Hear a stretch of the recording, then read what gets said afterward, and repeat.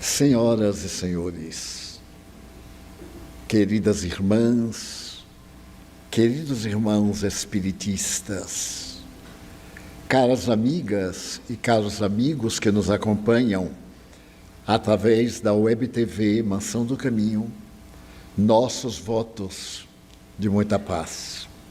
Divaldo, episódios de câncer na vida de uma pessoa seriam necessariamente situações para resgate de faltas cometidas em existências anteriores?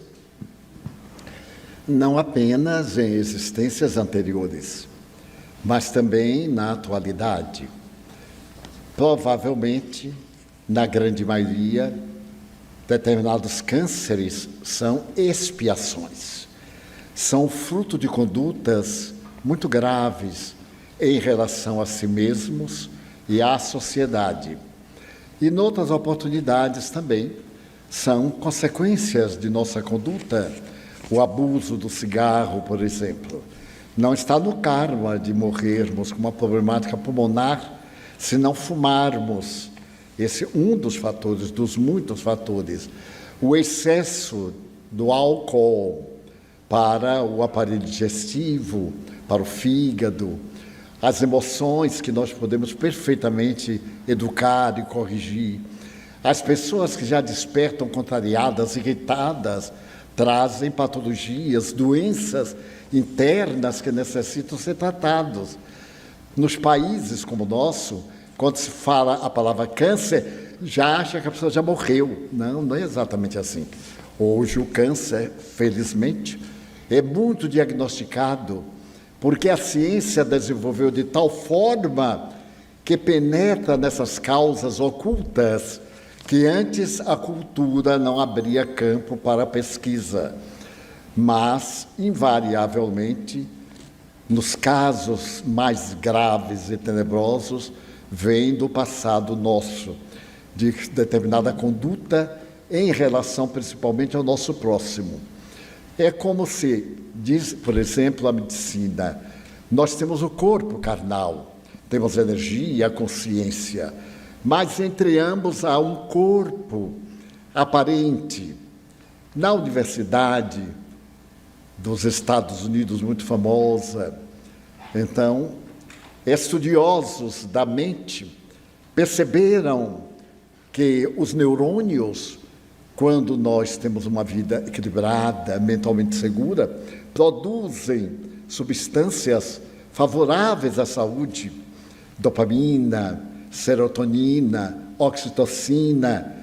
Mas quando nós procedemos com certos rigores ou desequilíbrios, o mesmo neurônio produz substâncias ácidas, destrutivas, porque essa ação sobre o neurônio é o espírito, é a psique, é o ser que é imortal, transfere de uma vida para outra.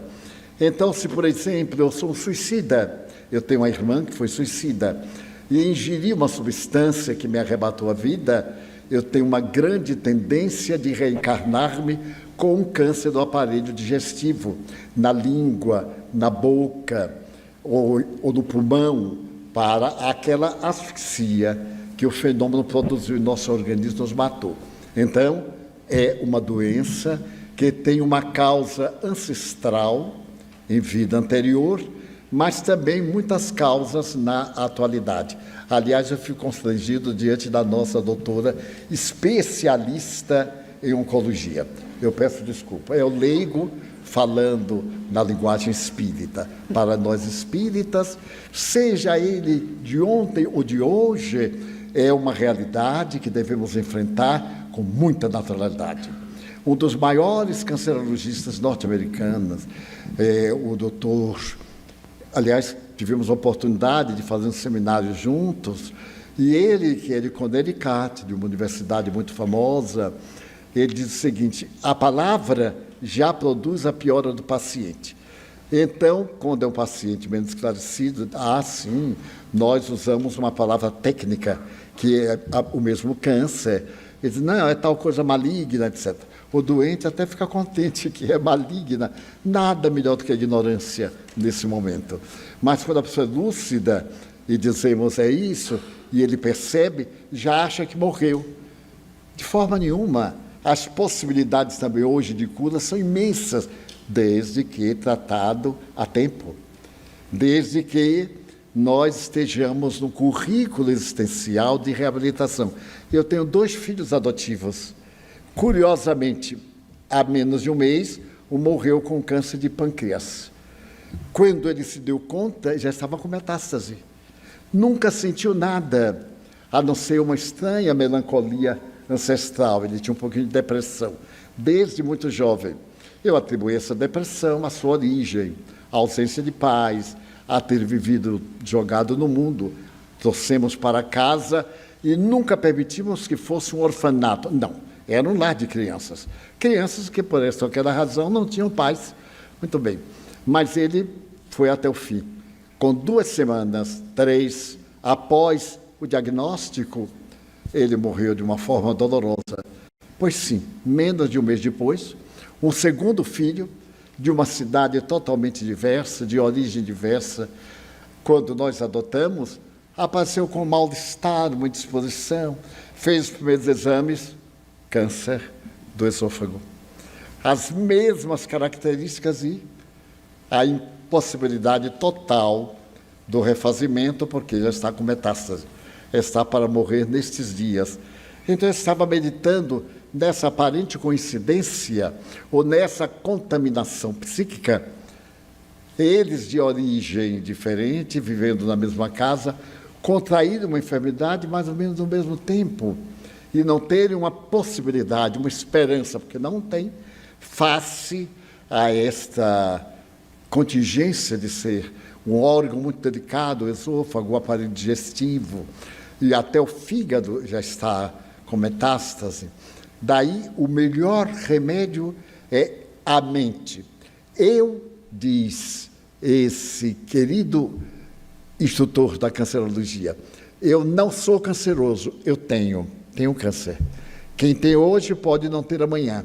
E faz uma receita muito boa numa das suas obras, que é Medicina, Amor e Milagres. Medicina, Amor e Milagres. Faça a sua autocura através da mente. Faça a terapia matando as células contaminadas através de uma terapia interior muito eficiente. Eu tive suspeita de câncer de próstata e o meu médico, um homem extraordinário, que me deu o prolongamento da vida, me sugeriu uma cirurgia em 2007. Então eu a fiz. E ele diz, você vai morrer de qualquer outra coisa, mas não deste câncer original.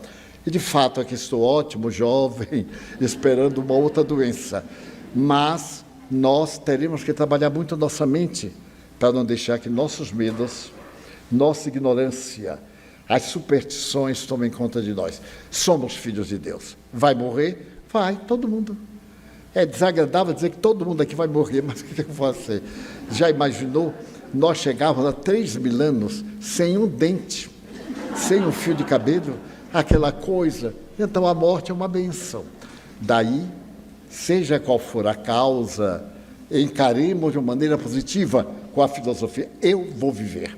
Não é uma ilusão, porque, como eu disse da minha família, minha mãe me apareceu com 8 dias depois de morta.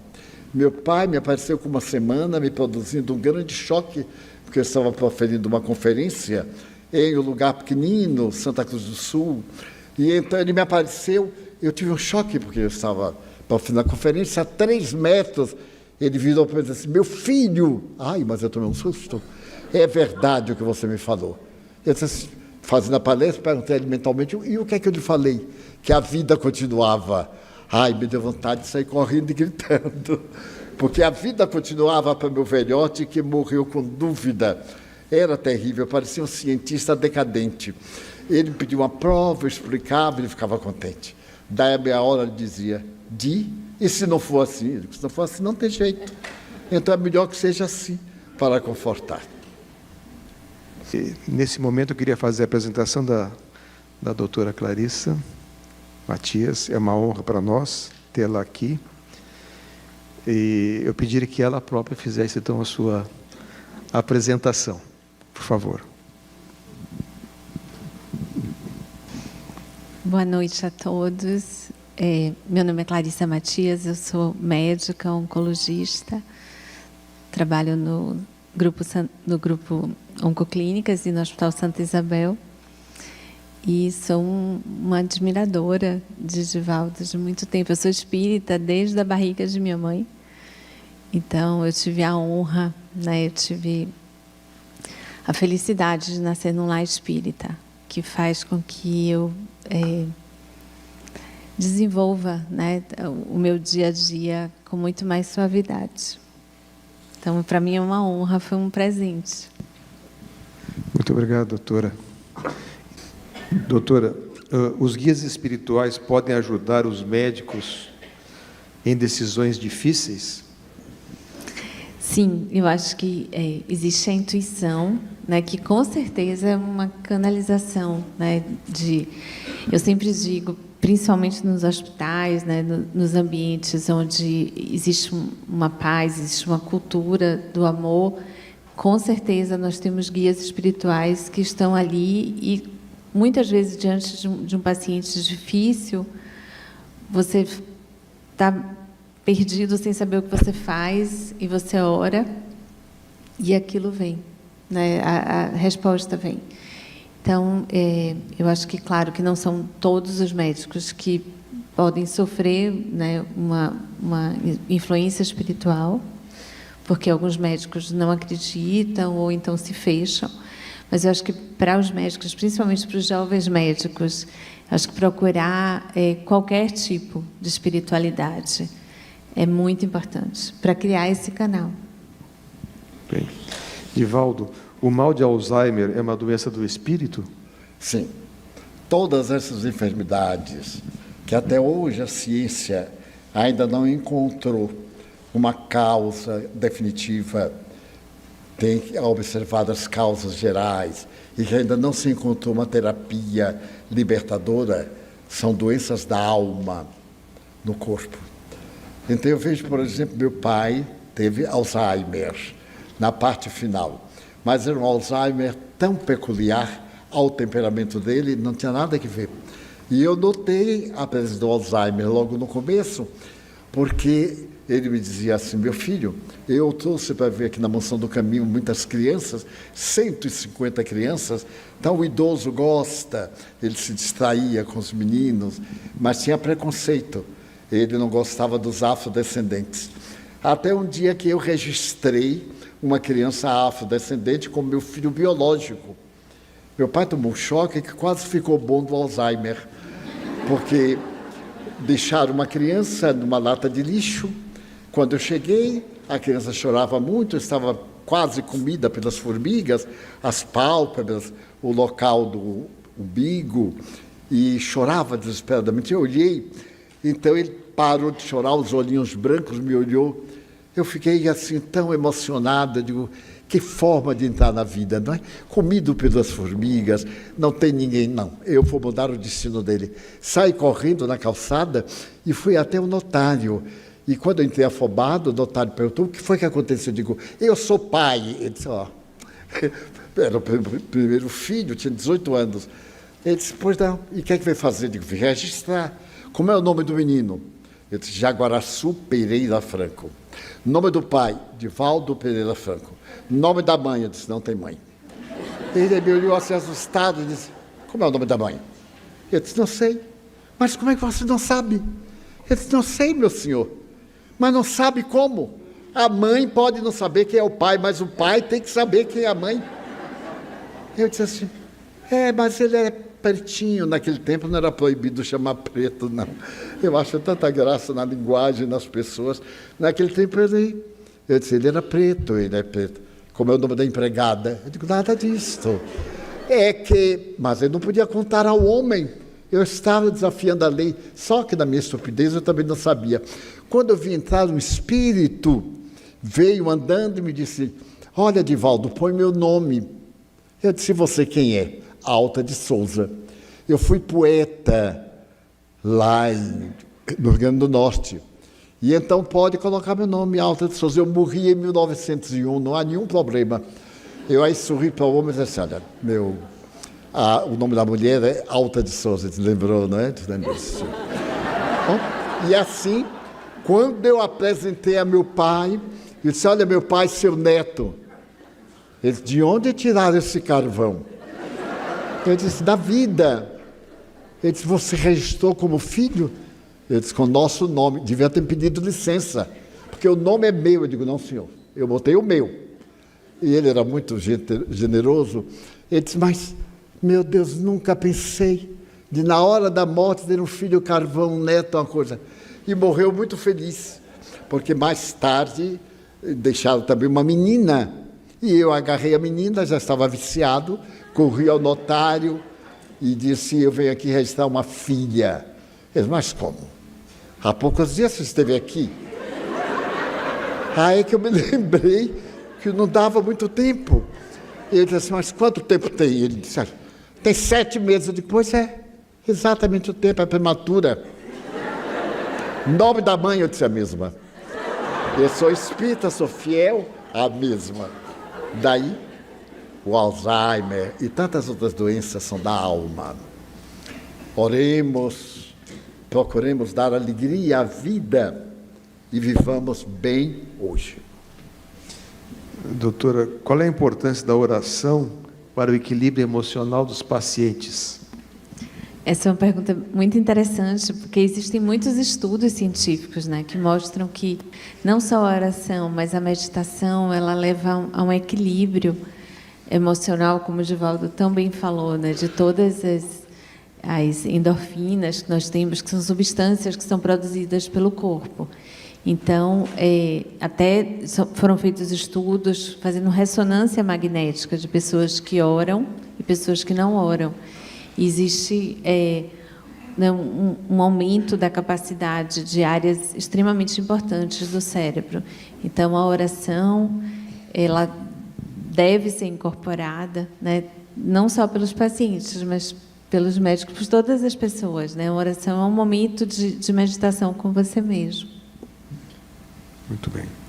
Divaldo, você poderia nos falar um pouco sobre a doutora Louise Hay, sua vida e o caminho encontrado para a cura do câncer?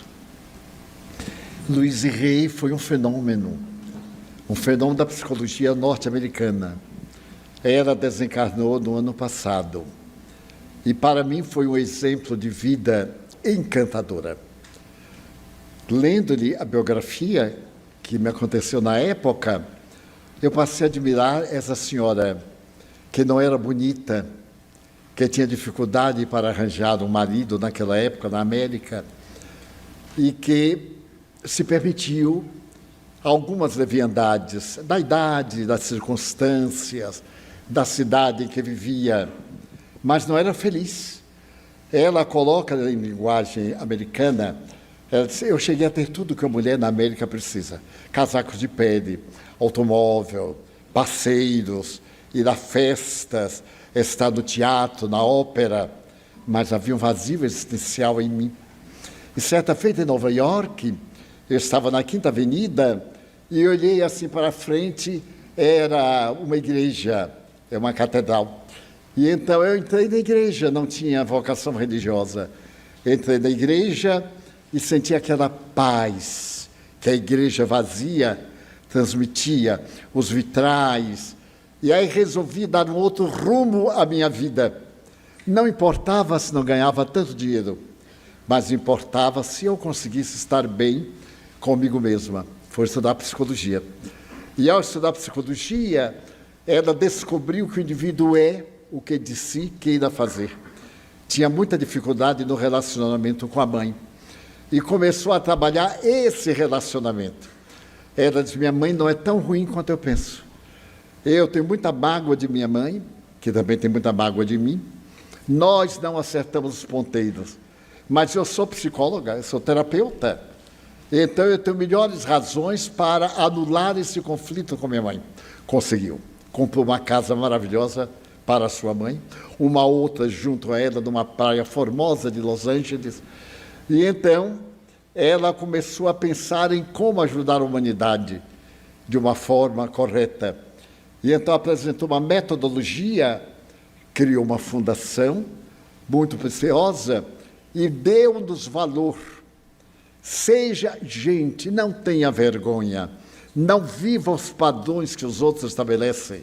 Cada um de nós está no degrau da evolução. Cada um de nós tem emoções próprias. As emoções não são congêneres. Elas podem ter uma aparente origem, mas depende muito do temperamento de cada um. E então, o período dela no mundo foi mais ou menos largo, uns 20 anos de terapeuta, de escritora, recomendando sobretudo o que a doutrina nos diz de uma maneira tão fácil. Ame. Não se preocupe em ser amado. Ame. Porque o amor é bom para quem ama. Aqui na instituição eu sabia quando as meninas arranjavam namorado e elas ficavam encabuladas. Mas tio, foi algum espírito que falou? Eu digo, não, foi você que me falou. Mas como eu não lhe disse nada disso, seus olhos estavam brilhantes. É a velha adrenalina, né? Quando a gente está namorando, meu Deus, eu também sou gente, né? Eu me lembro da minha primeira namorada, que eu penteei o cabelo umas 40 vezes, chegava ao espelho para ver. Não deu certo. Então, não sei se foi para o bem, se foi para o mal. Então, ela foi uma grande colaboradora, e os métodos que ela explicou são todos muito simples, de autovalorização, de respeito à vida e, para a surpresa geral, ninguém morre. No conceito dela, a vida, esse sopro, como chamava Carl Gustav Jung, esse ar de consciência estava presente. E Jung, o pai da psicologia analítica, chega a dizer de uma forma maravilhosa: a consciência sai, toma outro corpo e vive. Nunca vi uma definição de reencarnação tão boa, tão fácil e tão bem acomodada no meio científico em que ele vivia. Doutora, a medicina era muito ligada à espiritualidade. Depois houve um distanciamento. Mas no momento atual está ocorrendo uma reaproximação com a publicação de importantes consensos, como os da Sociedade de Cardiologia e de Oncologia. A senhora teria uma visão a respeito desse assunto? Então, isso é muito fascinante, porque realmente assim, a religião e a religiosidade e a medicina andaram muito juntas, né, durante muitos anos. E aí depois o médico achava que não, que era até piegas você olhar para a espiritualidade. E há alguns anos isso vem sendo resgatado de uma forma muito forte. Hoje nós temos a Associação de Médicos Espíritas, vários médicos que realmente dizem, né, que são espíritas e que são de outras religiões e que fazem um trabalho maravilhoso. E alguns anos atrás a Sociedade Brasileira de Cardiologia lançou um consenso sobre espiritualidade e, na minha gestão, como presidente da SBOC, nós tivemos a graça também de construir um consenso e que mostra principalmente a importância, né, de você, como médico e como paciente, você ter um alicerce dentro da religiosidade, né, dentro da espiritualidade. Não importa a sua religião, realmente, mas importa você ter um norte, uma crença. Divaldo, o consumo de medicamentos antidepressivos, ansiolíticos e antipsicóticos interfere nas faculdades mediúnicas? Sem a menor dúvida. Quando os médiums atravessam fases com problemáticas patológicas, principalmente com depressão, esquizofrenia, e recorrem à terapêutica da atualidade, que normalmente são produtos faixas negras, ele deve sustar as atividades mediúnicas. Porque o fenômeno mediúnico é um fenômeno orgânico. Não é maravilhoso, transcendental, é orgânico.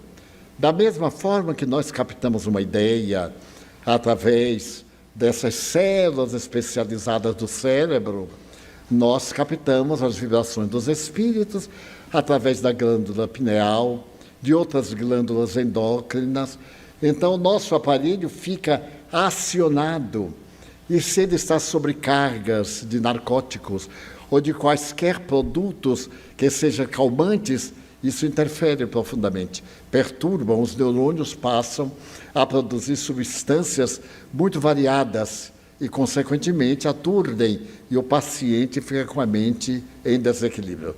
Vale a pena fazer o tratamento médico, primeiramente, e concomitantemente o tratamento espírita, tomar passes, usar água fluidificada, diálogos, fazer a psicoterapia, conversar com pessoas otimistas, ler páginas agradáveis, suaves, não dramáticas, nem vulgares, para poder renovar os estímulos nervosos junto ao cérebro e ele passar a produzir essas coisas fantásticas que são esses produtos nervosos que dão vida à nossa vida. Então, sempre sugerimos aos médiuns que em tratamento de doenças nervosas, de transtornos emocionais, as reuniões sejam doutrinárias, de formações, não mediúnicas, em que o sistema nervoso está em contato com fontes geradoras de energia diferente. Doutora, a nossa última pergunta, então. Qual a importância do respeito médico às crenças ligadas às diferentes religiões? Então, é fundamental que o médico respeite a crença do paciente, porque faz parte da vida daquele paciente.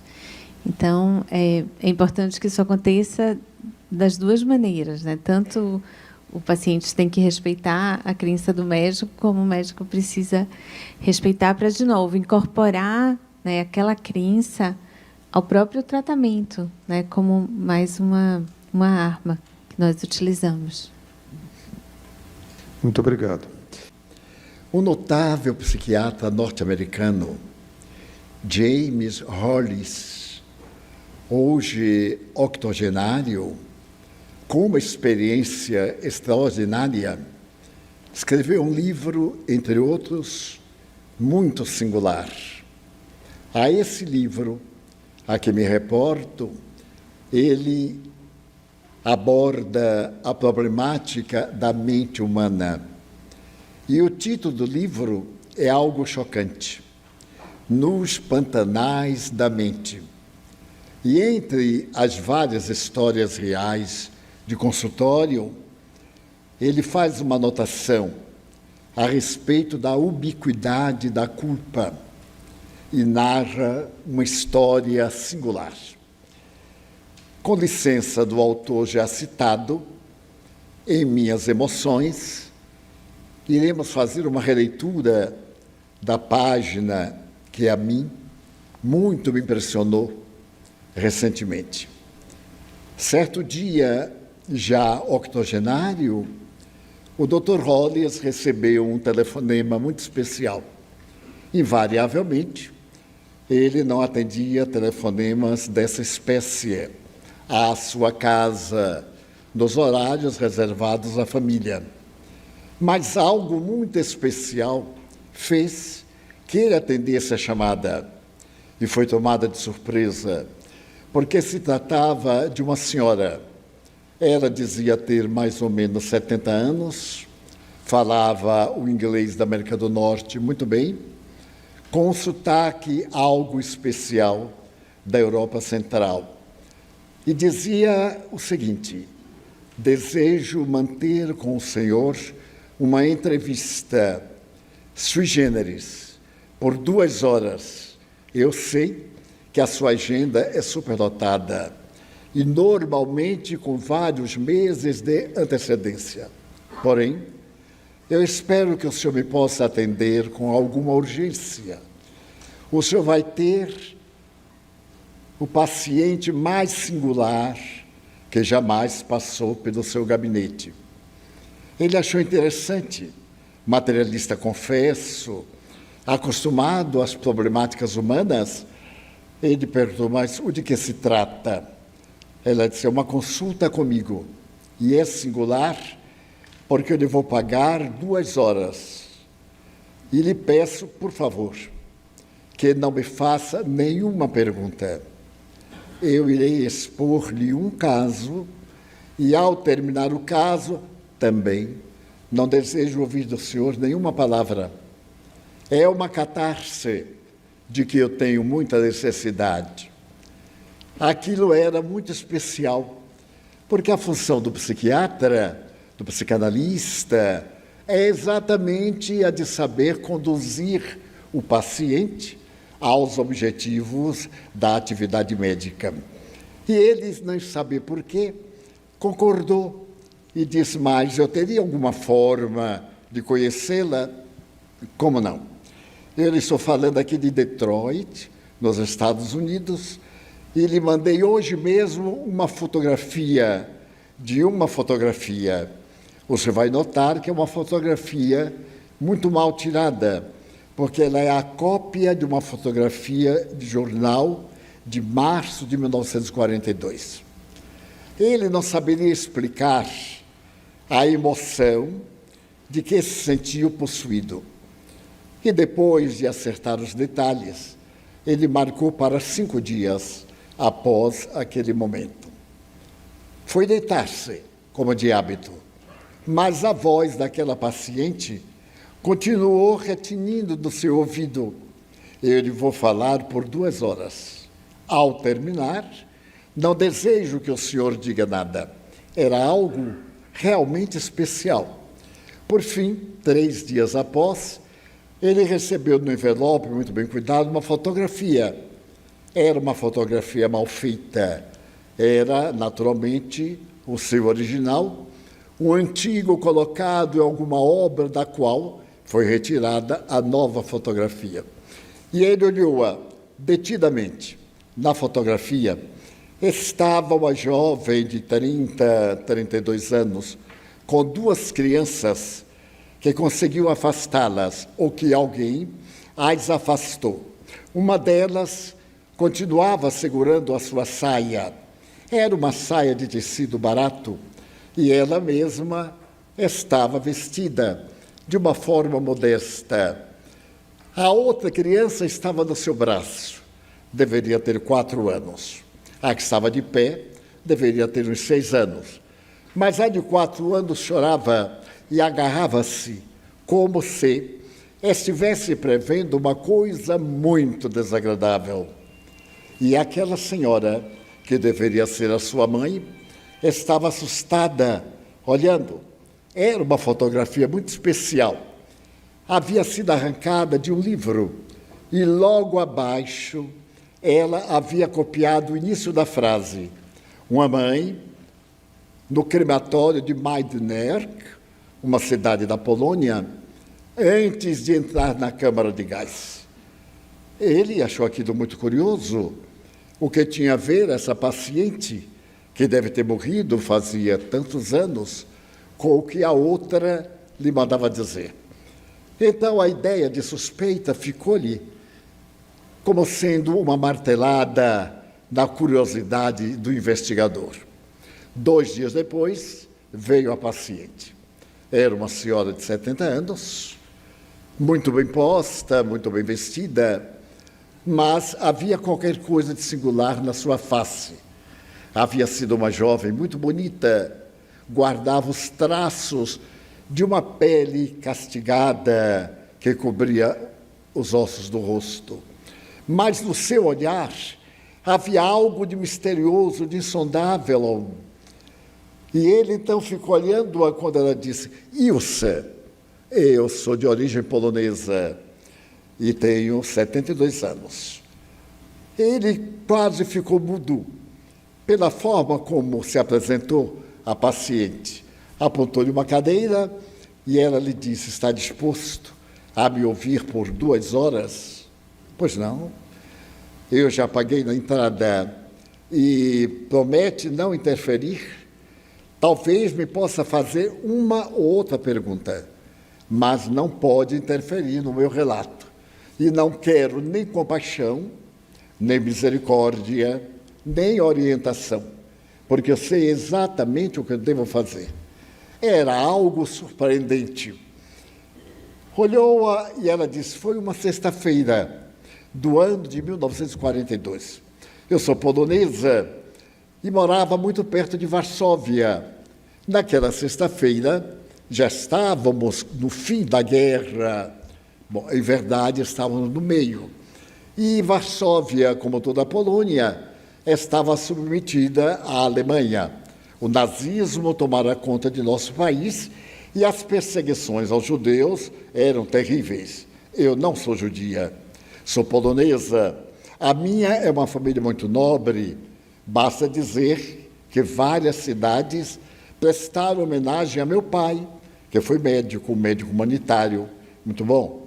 E mesmo na cidade em que eu morava, algumas ruas tinham-lhe o nome e de pessoas da nossa família. Mas não sei por que naquela sexta-feira eu resolvi ir ao centro da cidade. Visitar Varsóvia, ir ao mercado, fazer uma compra. E me dei conta depois que era o dia que os judeus resolviam ir ao mercado, porque logo mais à tarde, às 18 horas, começava o Shabat, aquela reserva do judeu, até o outro dia, às 18 horas. E realmente a praça estava tumultuada. Eu me encontrava fazendo ligeira compra, sem muita importância, quando me dei conta de que a saída da rua, da praça, estava bloqueada por um tanque nazista.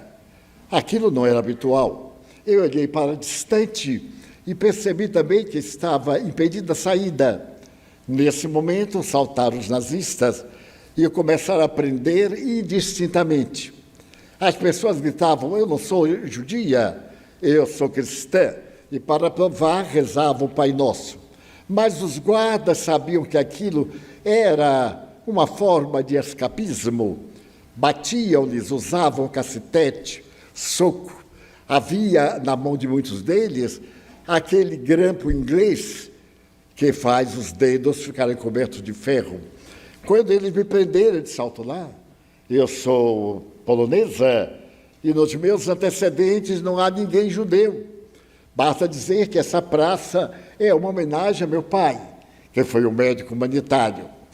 E o soldado falou sorrindo e cínico depois de me dar uma bordoada: todo mundo aqui é cristão, não tem nenhum judeu. E a praça está cheia de quê? De quem? E me pegou a pulso e eu temi pelos resultados, porque estava perto um camburão negro e ele me jogou como a muitos ali dentro. E fomos transferidos imediatamente para a rodoviária, na qual estão os grandes trens de comunicação com toda a Europa.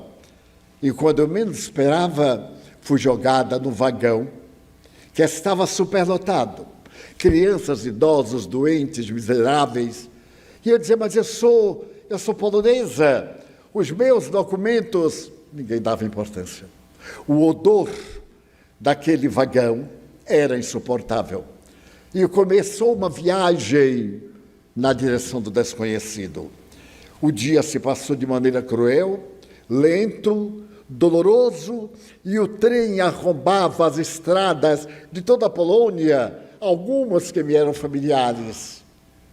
Quando eu ouvi uma conversa que nós estávamos indo para o campo de concentração e extermínio de Majdanek. Então eu digo: mas não é possível. Meus pais estão vivos, minha família, eles não vão saber nunca para onde eu fui, porque a Gestapo não produzia nenhum sinal, não havia qualquer respeito pela vida humana. Por fim, chegamos à estação. A estação parava no campo de concentração. E então se formaram duas filas imediatas, a bofetões, a pancadas de rifles e tudo aquilo que a crueldade humana pode produzir. Então nós fomos andando como animais que vão na direção do matadouro e não sabem como escapar. Então eu podia ver perfeitamente o pavilhão do gás, logo mais eu entenderia, e um outro pavilhão, eram os fornos crematórios, no qual se atiravam os mortos do gás. Então eu fui sendo empurrada e por mais que eu gritasse, ninguém dava importância, porque a minha era também a voz de muitas pessoas que desejavam sobreviver. Por fim, um guarda me disse: eu sei que você não é judia, pela forma de falar, pelo dialeto, Mas agora é tarde demais, porque você viu o que não devia ver. A nossa técnica, por enquanto, ainda não está pública. E se nós a liberarmos, você não pode sair daqui.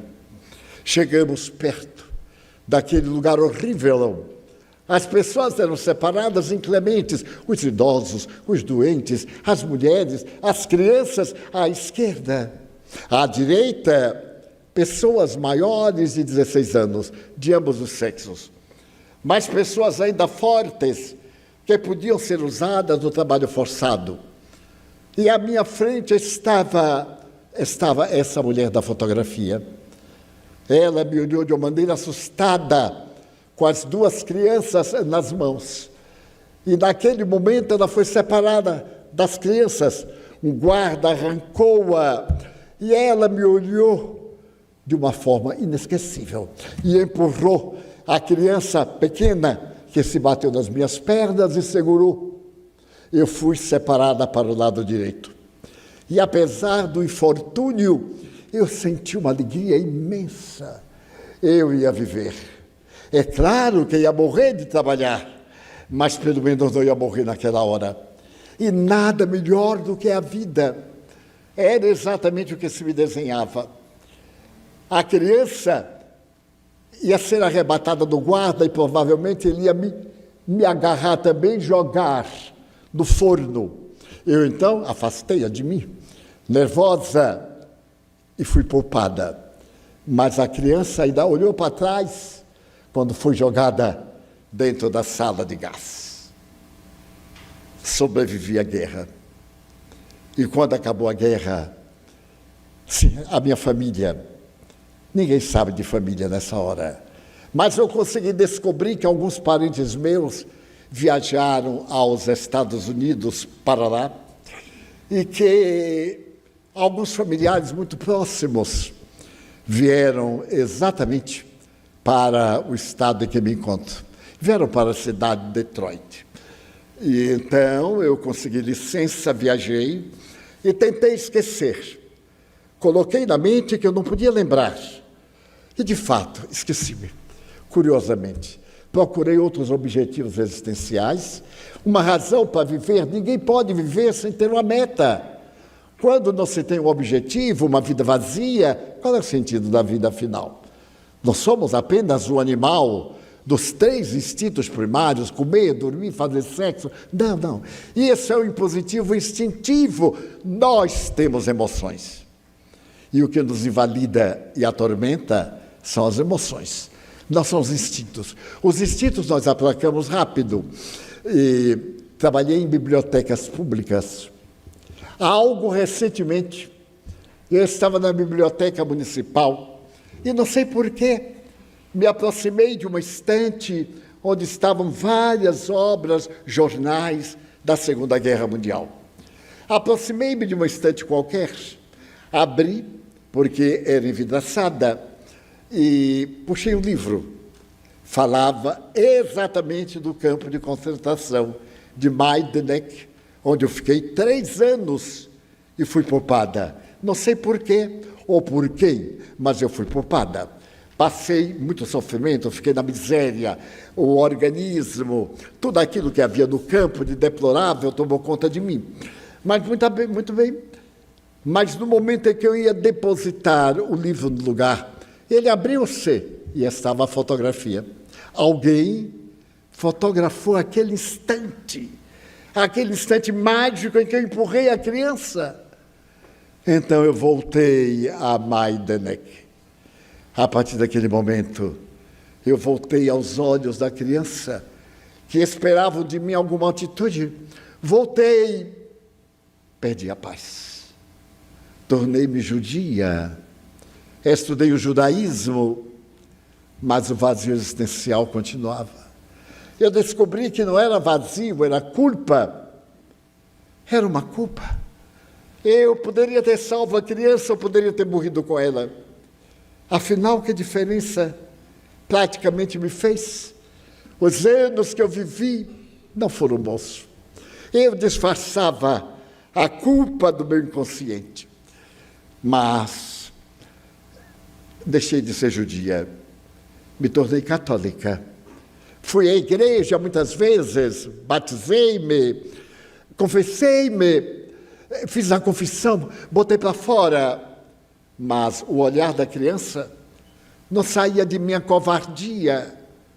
A criança era judia, mas eu não era. Não era justo eu morrer por uma causa que não era minha. Por fim, eu abandonei o catolicismo. Há uma tradição hebraica que nos diz o seguinte: nós temos uma culpa, um crime.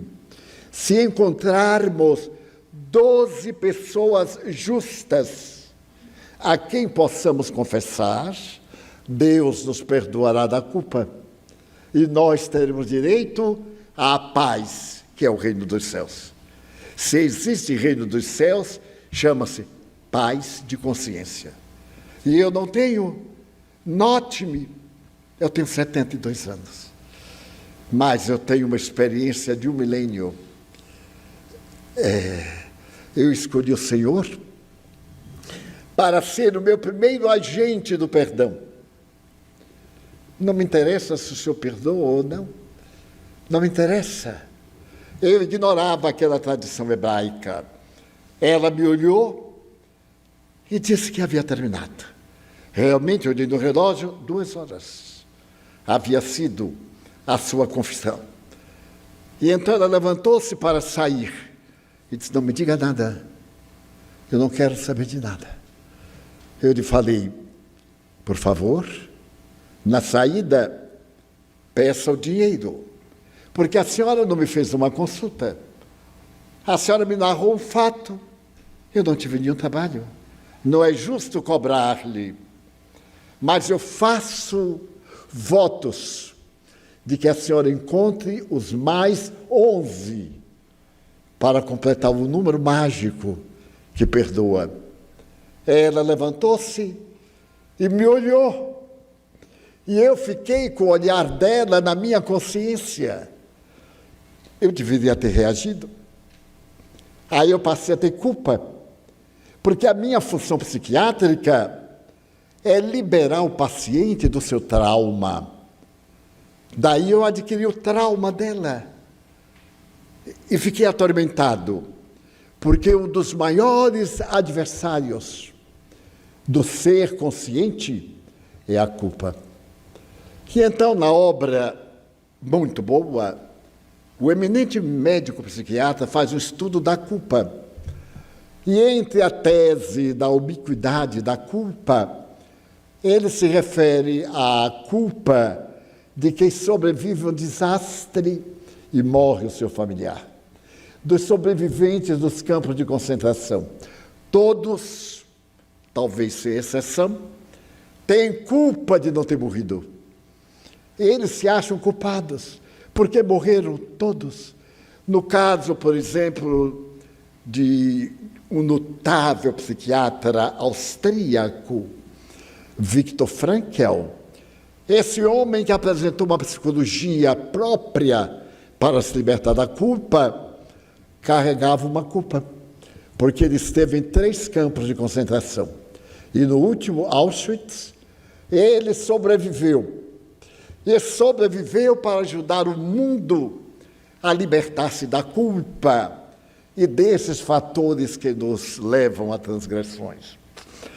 E então, criou uma doutrina terapêutica muito boa, que tem um caráter existencialista, e falou da tragédia da mente pegada a qualquer uma coisa que nos parece culpa.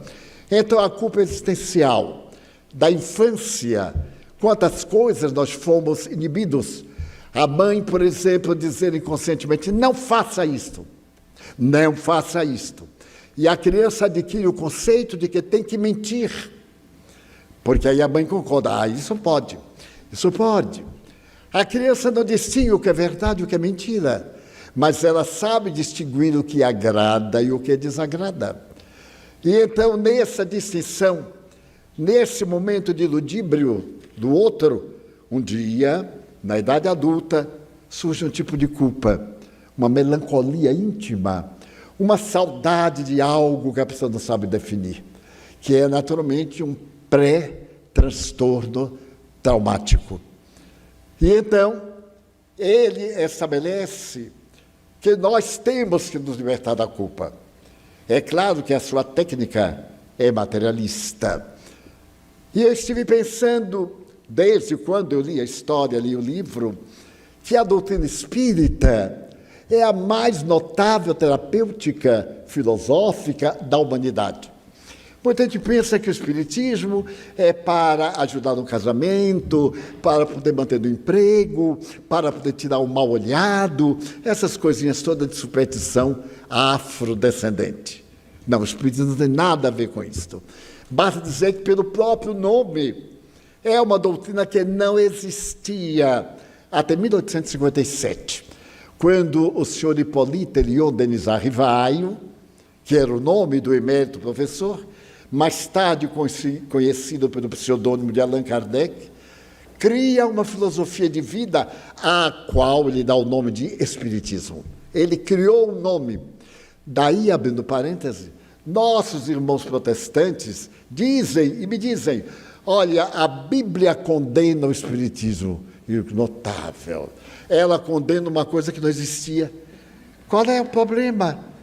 Passou esse espiritismo 57 dos séculos atrás.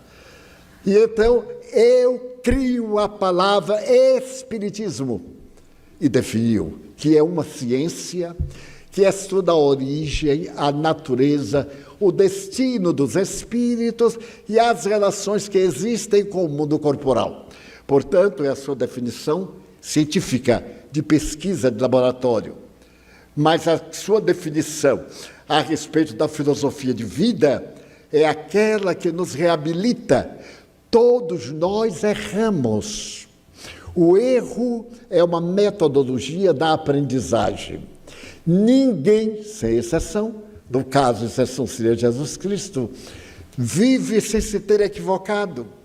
O erro, o equívoco não é um mal, é uma técnica que nos ensina a fazer corretamente. Eu vou andando, escorrego. Da próxima vez eu presto mais atenção. Bem, na minha idade se escorrega com ou sem atenção. Eu não sei o que será. Os médicos dizem que a gente vai perdendo, vai ficando com os ossos fracos, principalmente as mulheres, graças a Deus. Esse perigo eu não tenho. E em breve a gente está nessa exigência da organização humana. O Espiritismo nos diz, você é não apenas o que faz, mas o que pensa. Você é a máquina, mas o ator, o agente, é a psique. Chame de consciência, de espírito, alma, que importa? A designação nem sempre define o fato, mas nós somos imperecíveis. A morte não nos destrói. Então, a morte que causa tantos danos, o Espiritismo matou. Certo dia eu proferi uma palestra e disse assim, o Espiritismo matou o maior adversário da vida. E alguém perguntou, qual é? Eu disse, a morte. Porque ninguém morre. Transfere-se de uma faixa vibratória para outra. Naquele tempo que eu pronunciei a frase, eu não sabia o que era física quântica. Também continuo sem saber. Mas, apesar de tudo, sempre a gente tem uma noção e etc. Graças à física quântica, tudo aquilo em que nós acreditamos não é conforme nós acreditamos. É conforme os átomos nos apresentam. Se eu disser que esse microfone tem uma haste, é o que eu estou vendo pelo capricho dos átomos. Mas, em verdade, não é assim. É bem difícil da gente entender o que não deve entender. Daí a física quântica, tenho dito várias vezes, é a física das probabilidades. Ninguém pode jamais dizer, por definitivo, essa mesa, a vida não existe. Calma, não é assim não. Desde o dia em que Linneu, eu falei aqui na última reunião, apresentou esse slogan, Naturas non saltus facit, a natureza não dá saltos, e que eu descobri mais tarde que não foi Linneu, foi outro filósofo holandês. Eu achei a beleza da doutrina espírita, porque o que nós vemos não é realmente conforme nós vemos. Porque aquilo que nós sentimos não é como nós sentimos, é conforme os átomos atuam. Daí, para a nossa existência, há uma filosofia maravilhosa. Por que conservar a culpa? Eu deveria ter feito. Não, não deveria ter feito. Porque você é a emoção daquele momento. E aquele momento, aquelas circunstâncias, contribuíram para você sobreviver. Foi o instinto de sobrevivência da vida que gritou dentro de você. Então você não tem culpa. Você foi guiado por um instinto predominante em nós, que é o da sobrevivência, inclusive dos animais. O animal vem disparado, o cavalo chega no abismo, ele para. Nem sabe que tem um abismo, mas para. O instinto adverte-o. E todos nós, quantos instintos, e nós dizemos assim, eu ia fazer tal coisa, mas de repente, um instinto de conservação da vida. Agora, adornado pela emoção, a lógica, o raciocínio, mas como? A gente não morre? Não. Os átomos, a matéria se decompõe pela falta da energia que lhe constitui o núcleo, ou no átomo, o centro, e as partículas que envolvem esse centro, de um lado como de outro. Mas quando descobrimos que essas 3 partículas do átomo são o universo, e hoje já se constataram 63 partículas dentro do átomo, eu pessoalmente digo assim, toda essa conversa fiada, imagina 63, eu acho que foram 62. Enfim, nós estamos no universo de aparência. Daí o pensador Lao Tse costumava dizer, será que você está morto num corpo que vibra? Ou você está vivo num corpo que está morto? A gente tem dificuldade. Quando temos um pesadelo que acordamos, a primeira coisa é apalpar. Ai, meu Deus, que pesadelo. Quase morri no pesadelo. E que beleza a gente se salva. Eu tenho um amigo que tem um sonho repetitivo. É um problema neurótico. E ele diz, Divaldo, sempre um touro negro. Em psicanálise, o touro, Deus te perdoe. É uma coisa terrível. Eu não defini para ele, eu digo assim, um touro, que coincidência. E então, Divaldo, na hora que ele vai me pegar, eu acordo segurando os chifres do infame. Eu digo, meu filho, e você sabe o que significa? Ele disse, não, graças a Deus, até hoje o touro não me matou. Então, mate o touro. Faça uma viagem regressiva. Fique no sono e no sonho até o momento de segurar o touro. Quando segurar o touro, diga no seu inconsciente, isto é imaginação, é um recalque, é um problema sexual, é um transtorno, é o medo da sexualidade. E aí acabou-se o touro. O valentão desaparece, parecendo uma vaca e não mais um touro. Então procure ver. Isso dá uma força notável. Por exemplo, eu sou de uma família de 13 irmãos. O que nunca faltou lá em casa foi gente. Era um laboratório, tinha de tudo. Desde o irmão gago ao irmão estrábico e etc. Não faltou nada. Então eu fui criado no laboratório. E minha mãe era uma terapeuta incomum. Nós residíamos num período junto a uma outra senhora que tinha 2 filhos. E um dia eu vi minha mãe conversando com a senhora. A senhora disse assim, dona Ana, eu respeito muito a senhora. Como é que a senhora consegue pegar esses selvagens? Disse que nós seremos selvagens. Veja, senhora mal educada, pega esses selvagens e faz silêncio. Em casa grita um, eu também grito, e eles ganham porque eu fico rouca. Minha mãe disse um milagre. É que eu tenho 13 filhos, minha senhora, e 13 gargantas produzem mais som do que uma. Então, quando eu vou falar, eu faço assim, e aí todo mundo, cala a boca que mãe vai falar. Todo mundo cala a boca. E eu falo baixo. E alguém que se atreva a dizer, não estou ouvindo. Porque aí eu dou um beliscão, da próxima vez boto bem na frente para ouvir. Era uma terapia formosa. Qual é a mãe que dá beliscão hoje, criança, para ficar recalcada? Então, a mãe que fica recalcada, a criança não pode. A criança tem que ser toda mimada, toda desajustada, toda terapeutizada, conforme o terapeuta. Então, é uma coisa curiosa. Daí o Espiritismo é uma filosofia de natureza transcendental, terapêutica. Eu estou com 95 anos, eu só digo porque todo mundo já sabe. Porque muita gente diz assim, não parece. Eu olho no espelho também, eu acho que não parece. Mas eu encontrei um senhor mal educado, o homem me olhou muito e perguntou, quantos anos você tem? Eu disse, 92 na época. Parece mais. Eu então olhei para ele calmamente, como é o nome de sua mãe? Para eu transferir. Então a nossa terapia chama-se Viva Agora. Não espere o Natal. O Natal nunca espera por ninguém. Quanto mais nós programarmos o dia do casamento, é um dos piores dias do casamento, é o dia do casamento.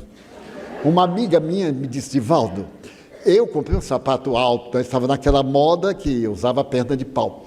Você sabe o que é ficar daqui? Eu passei o dia inteiro com um tipo de chinelo comum, mas eu tinha que calçar, porque na hora da televisão, e ao invés de eu pensar que estava me casando, eu pensava no pé. Eu disse ao meu marido assim, dá um jeito de eu sair, porque eu vou desmaiar nesse sapato miserável. Mas era moda, imagina, casar com método antigo, nem na outra encarnação. Aí o Espírito diz, viva hoje. Você é o que de si você faça. Pense, não tenha preguiça de pensar. Pense, porque dentro de você está o conhecimento de outras reencarnações. Daí, Sócrates, quando definiu educação, eduscere, ele deu uma definição sui generis. Educar é arrancar de dentro. Era a experiência de sua mãe parteira. Ela arrancava o filho das entranhas. E Sócrates arrancava o conhecimento de dentro de nós que vivemos noutra existência. Daí, nesta breve excursão à reflexão, pensar o Espiritismo é uma filosofia, mas uma filosofia de vida alegre. Quando eu vejo um espírita triste, ele não é nada. E repita a lição de um santo da igreja primitiva. Cristão triste é um triste cristão. Porque quem acredita na imortalidade, quem sabe que vai viver e que qualquer coisa que aconteça pode ser remendada ou retificada ou substituída, não fica triste, fica até alegre. Daí os cristãos primitivos iam para o martírio alegres. Hoje, qual é o nosso martírio? É aguentar a maledicência dos outros, né? Dá uma olhadinha numa rede social para ver se o nome da gente está. E se estiver ali algum fake, nossa, que palavra bonita, fake, é mentira, é suposição. A gente fica triste, amargurado que a vida é infeliz. Por favor, não aceite a infelicidade. É uma questão optativa. Se alguém disser assim, mas o Divaldo Franco é uma peste, eu vou rir porque eu não sou uma peste. E fico contente porque ele está mentindo. E se for verdade, eu digo, eu tenho que me retificar. Bom que ele disse que eu sou uma peste, né? Mas há aquela peste da bexiga, que é horrorosa, como há outras pestes tão simpáticas, né? Agora é trauma. A peste é coisa nova, é síndrome. Olha, o povo consegue tanto para disfarçar. Estamos agora com a síndrome da bexiga do macaco. Por que do macaco, meu Deus? Tanta gente para ter bexiga foram arranjar do macaco. Pois eu de vez em quando dou uma olhadinha na mão para ver se já tem bolha. Então, um amigo me diz, Divaldo, pelo amor de Deus, use máscara. Eu digo, olha, um vírus da pandemia vai olhar e dizer, tem tanta gente jovem precisando de mim, por que eu vou atacar o pobre do Divaldo? Deixa, e Deus esqueceu de mim, que continue esquecido, pelo tempo que ele aprovei. Então eu quero deixar uma mensagem, leiam o Espiritismo. É uma filosofia, não exige nada, não proíbe nada, nos dá liberdade de fazer o que nos aprouver, mas tem uma consequência filosófica. O efeito será inevitável à causa. Se eu plantar manga, eu vou colher somente manga, a não ser o verbo mangar, que alguém vai mangar de mim, mas mesmo assim é manga. Então, com essas reflexões, eu avancei um pouquinho, coisa que nunca eu faço. Doutora, a nossa última pergunta, então. Qual a importância do respeito médico às crenças ligadas às diferentes religiões? Então, é fundamental que o médico respeite a crença do paciente, porque faz parte da vida daquele paciente. Então, é importante que isso aconteça das duas maneiras, né? Tanto o paciente tem que respeitar a crença do médico, como o médico precisa respeitar para, de novo, incorporar, né, aquela crença ao próprio tratamento, né, como mais uma arma que nós utilizamos. Muito obrigado. Então, nós agradecemos a sua presença aqui e eu solicito que a senhora possa fazer a despedida do público presente e também do grande público que tivemos hoje no YouTube, né? E no Instagram também. Então, por favor. Bom, para mim foi uma grande honra, né? Uma paciente hoje me falou que ia ser uma das palestras mais importantes da minha vida, e com certeza, porque é uma honra muito grande estar ao lado de uma pessoa tão iluminada, que tanto tem ensinado a nós todos, com sua humildade, o seu carinho, o seu amor. E realmente eu acho que a gente só tem gratidão. Gratidão a essa pessoa tão especial.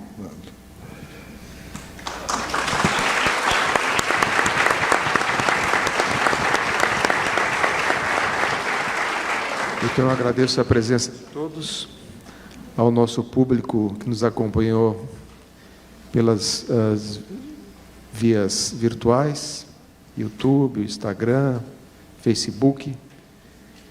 E agradeço a nossa tradutora de Libras, a Isiane, que está aqui conosco, né? A Divaldo Franco, a professora Solange, a equipe da TV Web Mansão do Caminho, ao Sérgio, ao Júnior, a sua família, seus pais que estão aqui, seu esposo. Muito obrigado pela presença. E aos amigos que nos acompanharam aqui. Muito obrigado a todos. Agora nós vamos à conclusão e encerramento da nossa reunião, com a aplicação dos passes coletivos. Eu convido então os médiuns passistas da casa, da equipe da Telma, para se prepararem ao longo dos corredores. E eu rogaria então a Divaldo que nos conduzisse aí no encerramento da nossa reunião do dia de hoje. Muito obrigado a todos.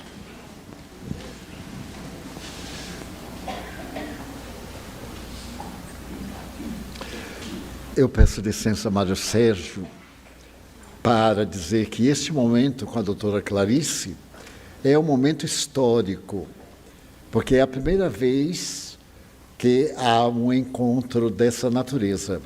Nós temos a Sociedade Médico Espírita, mas a oportunidade de termos um personagem desse nível entre nós, a experiência da doutora, os seus estudos, a sua folha de serviço ao bem, e vir demonstrar, graças às suas fontes de origens, a excelência da espiritualidade, da oração. Essas práticas que o Espiritismo recomenda, ela dizer-nos de público que são muito positivas, é muito agradável. Agradecemos profundamente o seu espírito de desprendimento, porque no auge da sua carreira, apoiar ideias também científicas em torno de tornar a vida muito melhor. Muito obrigado, doutora.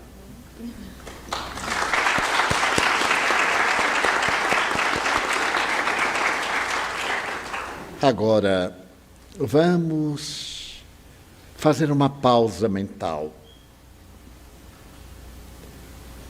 e pensar em Jesus, esse filósofo notável, esse homem que superou a humanidade e que prometeu estar conosco em quaisquer horas, em todas as dificuldades.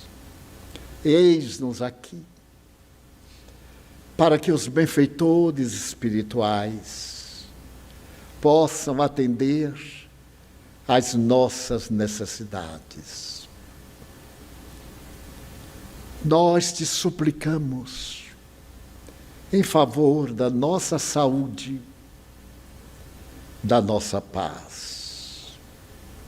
Derrama sobre nós aquelas energias que te caracterizaram ao atender o público sofrido de então.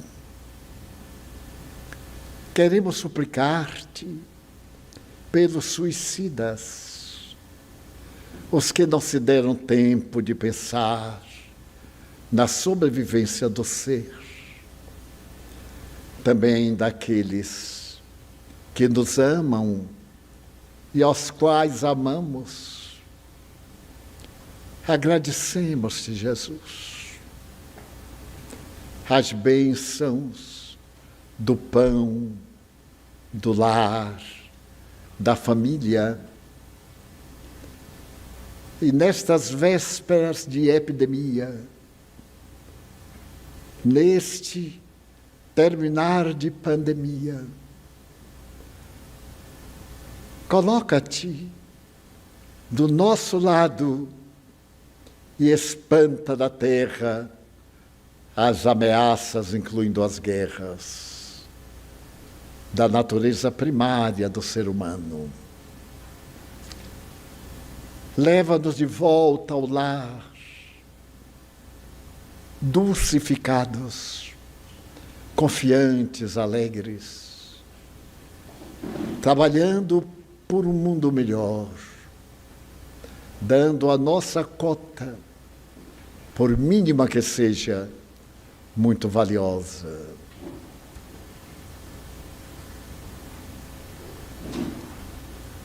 E ao te pedir pela paz na terra, pela nossa paz familiar, abençoa nossa água para que se transforme, como em Caná, em medicamento para nossos problemas. Agradecemos-te esta noite singular e te pedimos que abençoes a nossa convidada especial e sigas conosco. Assim, portanto, em teu nome, em nome de Deus, de Maria Santíssima e dos Espíritos nobres, encerramos a nossa reunião, desejando paz para todos. Neste vídeo, a análise apresentada por Divaldo Franco contempla com profundidade os desafios relacionados às enfermidades graves. Amplia o olhar para além dos aspectos puramente físicos, revelando as causas espirituais que influenciaram o surgimento e o curso da doença. Doenças como o câncer e o mal de Alzheimer podem estar profundamente ligadas às escolhas morais e às condições íntimas do espírito. Este carrega débitos e necessidades evolutivas oriundos de existências passadas. Essa perspectiva amplia a visão tradicional da saúde, ao reconhecer que um organismo físico debilitado pode refletir desequilíbrios morais e emocionais do ser. Essa conexão entre o estado íntimo do espírito e as manifestações físicas ocorre por meio de um corpo fluídico que reveste o espírito. Esse corpo semimaterial chamado de perispírito funciona como elo que liga o espírito ao corpo físico. A influência das vibrações psíquicas sobre o perispírito é direta e intensa. Pensamentos, sentimentos e emoções geram ondas vibratórias que alteram sua estrutura energética. Quando o indivíduo experimenta emoções negativas persistentes, como medo, ansiedade, culpa, tristeza profunda ou desesperança, essas vibrações desarmoniosas atingem o perispírito. A consequência desse desequilíbrio energético é a facilitação do surgimento ou agravamento de enfermidades no corpo físico. A necessidade do equilíbrio emocional é, portanto, imperativa. A manutenção de uma postura de serenidade, fé e positivismo favorece energeticamente o perispírito. Esse estado harmonioso potencializa os recursos naturais do organismo para a recuperação, minimizando os efeitos deletérios das vibrações negativas. À medida que desenvolve sua consciência moral, o espírito adquire melhores condições para reconhecer suas imperfeições, sem se deixar paralisar pela culpa. Transforma o arrependimento em impulso renovador. A culpa, sob o enfoque espírita, não deve ser encarada como um fardo permanente, mas como um estímulo ao exame interior e à reformulação dos próprios atos. A existência corpórea é, assim, um campo de expiação e regeneração, no qual as dificuldades têm função pedagógica. Permitem que o espírito trabalhe suas imperfeições e busque se harmonizar. Outro aspecto relevante é a mediunidade, que pode se manifestar em graus variados em todos os indivíduos.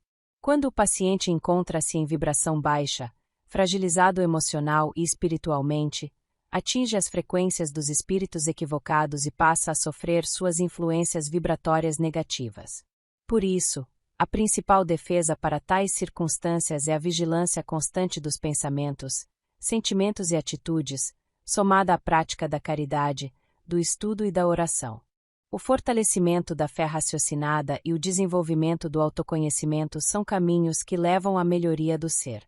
No campo terapêutico, a integração do conhecimento médico com a valorização das dimensões espirituais do paciente é fundamental.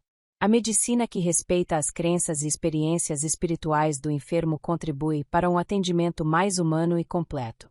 Reconhece que a cura ultrapassa o aspecto físico e envolve a transformação entre corpo, mente e espírito. O respeito mútuo entre médico e paciente, aliado à sensibilidade para a influência dos benfeitores espirituais, potencializa o processo de cura e a qualidade do tratamento. Por fim, a morte física, longe de ser um término absoluto, representa a passagem do espírito para outra fase da existência. A imortalidade da alma e a continuidade na vida espiritual conferem sentido e esperança ao enfrentamento das provas no plano material. Esse entendimento alivia o medo da finitude e fortalece o indivíduo diante das adversidades, ampliando sua capacidade de resistência e resignação. Sabemos que a caminhada evolutiva é singular para cada espírito. Devemos assumir as responsabilidades das nossas escolhas. Cultivemos a compreensão profunda das leis divinas e empenhemo-nos no amor ao próximo como expressão maior da redenção.